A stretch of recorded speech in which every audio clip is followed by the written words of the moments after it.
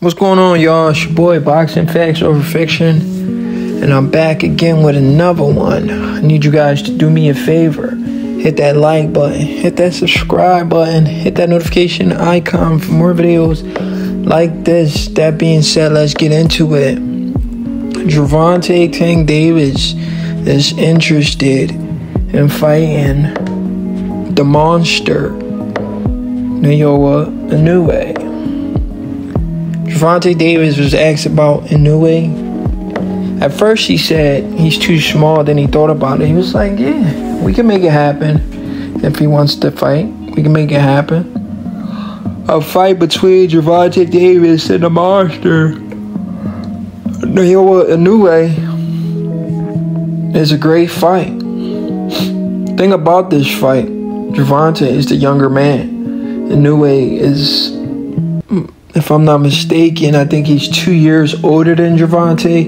Gervonta is 28 years old, and Inoue is 30 years old. So Inoue is the older man. Gervonta is the younger man. Gervonta is seen as the bigger man, even though they're about the same height. I believe Gervonta Davis is about 5'5", 5'6".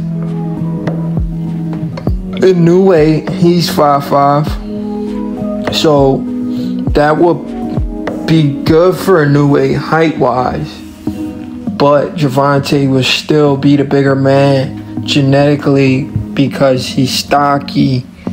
You know, this is a great fight, guys. You know, if Inoue can take Gervonta power, he doesn't really have to take his power. Let me just say that. If he can stay away from Gervonta Davis' power, because Inoue is usually the guy seen to be the puncher in every fight he goes into. He always has the punching advantage. He has a very high knockout percentage. I think his knockout percentage is in the 80s. He has like an 88% knockout ratio. I believe he has like 25 fights with 22 KOs. So he has like an 88% knockout ratio, which is very impressive. And Gervonta has an even higher, I believe, if I'm not mistaken. I think Gervonta's in the 90s. Let me verify, guys. But a fight with Gervonta Davis and Naoya INOUE is an amazing fight. An amazing fight. A boxing fan-friendly fight. You know, and it's a huge spectacle event. Inoue brings an entire country behind him. An entire country of Japan behind Inoue. Inoue versus Gervonta, bruh. That's the Super Bowl of boxing.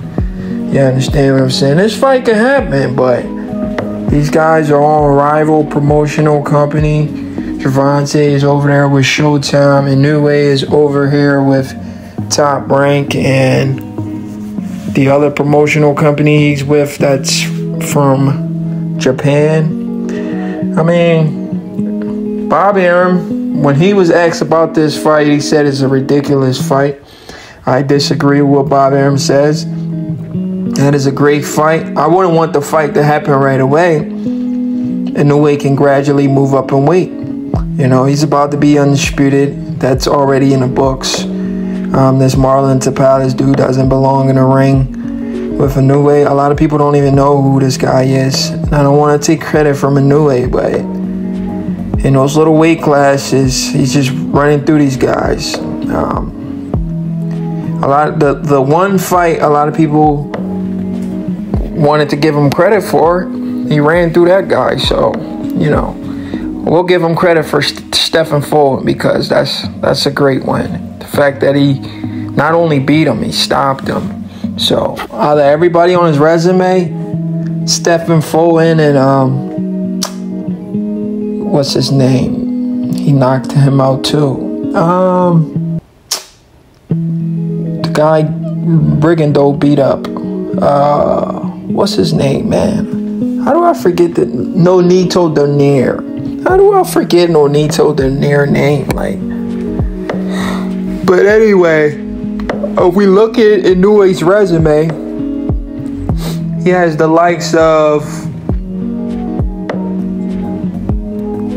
what's that Emmanuel guy name? He has some okay fighters on his resume, I won't lie, but the big names on his resume is Fulton and Nonito Donaire. But a fight with Gervonta and Inoue, man, that's a barn burner of a fight. I would love to see that fight, man. Love to see that fight. Gervonta probably meet Inoue at a catch weight. Man, if Inoue wants to be great, he needs to try to get that Gervonta Davis fight. Win, lose, or draw, he needs to try to get that fight. Like I said, all he has to do is stay away from Gervonta power. If he can do it, he can outbox Gervonta. We've seen Gervonta get outboxed by smaller guys. So Inoue has a chance to win the fight. That's a much closer fight than the Shakur Stevenson fight, because even though he has the power edge, and that's crazy to say. I don't want to say he has the power edge in the Shakur Stevenson fight. I don't want to disrespect Shakur Stevenson like that, but on paper it looks like he does. If he moves up in weight, it looks like he'll have the power edge against Shakur, even though he's moving up. If his power can translate. But I think Shakur Stevenson beats him more convincing than Gervonta. And a lot of people would think Gervonta would beat Inoue more convincing. I would disagree. I think Shakur beats him more convincingly. I think a fight with him and Gervonta is much closer if he's not getting touched with those bombs from Gervonta. If he can stay away from those bombs, you know, he has really good head movement, good defense. He doesn't get hit clean. He can make this a very interesting fight, you know. But Gervonta will be landing the more telling and meaningful shots because Gervonta is cracking more than Inoue. I mean, it is what it is, guys. What do you think about a fight like that? A lot of y'all are going to come in the comment section and say, man, Inoue don't need to move up and fight Gervonta. Like, stop trying to protect this guy, bro. He's fighting good fighters, but he needs to fight pound-for-pound level fighters like a Gervonta or Shakur Stevenson if he wants to be remembered. He's older than these guys. He needs to go up there and push himself, man. Manny Pacquiao was able to do it. Why not Inoue? It's your boy, man. Boxing facts over fiction.